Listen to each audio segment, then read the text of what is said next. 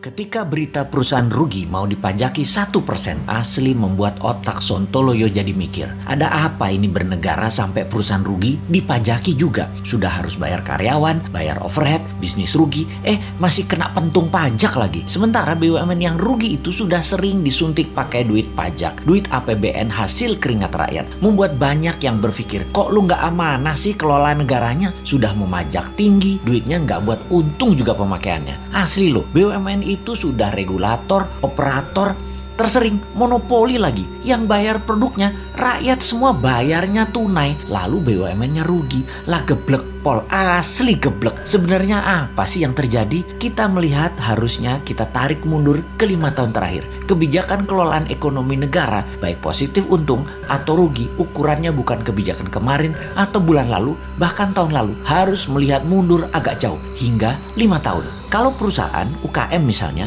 bisa terlihat langsung sebuah kebijakan bulan lalu membuat perusahaan untung atau perusahaan rugi. Bisa langsung terlihat. Keadaan ekonomi negara saat ini kita melihat faktanya adalah uang kering. Faktanya adalah uang yang beredar hanya 44% dari PDB. Banyak orang menahan uangnya untuk tidak muter. Ini sudah kejadian lama. Melambat dan melambat. Ekonomi turun karena keringnya uang beredar. Kita bandingkan dengan negara lain. Jepang saat ini uang beredarnya 120% dari PDB. Tiongkok 250% dari PDB. Amerika 200% dari PDB. Gini deh, kita kasih info tambahan lagi. Di Tiongkok yang transaksinya pakai non tunai itu 2 kali PDB Tiongkok yang 13.000 billion dolar. Sebanyak 26.000 billion dolar transaksi non cashnya. Indonesia hanya 6% dari PDB yang 1.000 billion tersebut. Hanya 60 billion. Langit dan dasar bumi perbandingannya. Gitulah kira-kira kita membandingkannya. Kemudian pajak mau naik 5%. Ada tax amnesty jilid 2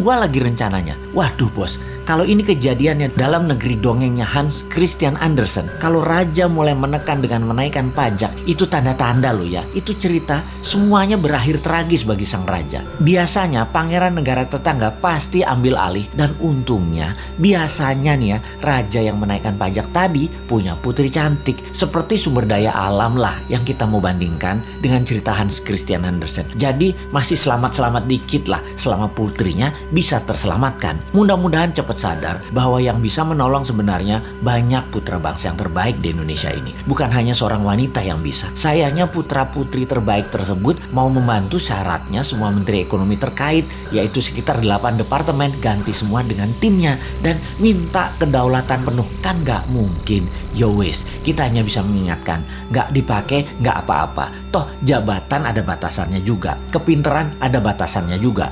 Tapi bener deh bos, kalau kebodohan mah gak ada batasnya. Kembali ke pajak. Ini yang buat nyesek kebijakan keuangannya dengan menaikkan pajak tinggi dan menekan. Kalian itu wahai pejabat tidak ikut membuat kaya rakyat, malah majekin. Kebijakan pejabat harusnya membuat makmur rakyat. Begini ilustrasinya. Kalau rakyat dapat 100, dipajaki 10, oke lah. Lalu sekarang dipajaki mau 12% atau 15%. Sementara pendapatan turun hanya jadi 80. Ya teriaklah rakyat. Bener deh.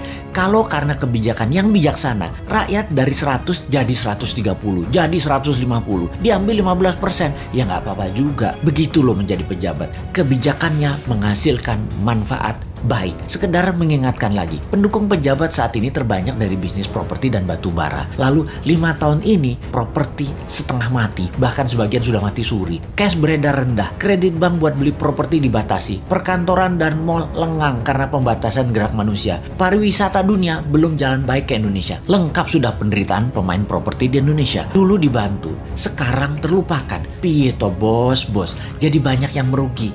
Kena pajak 1% lagi.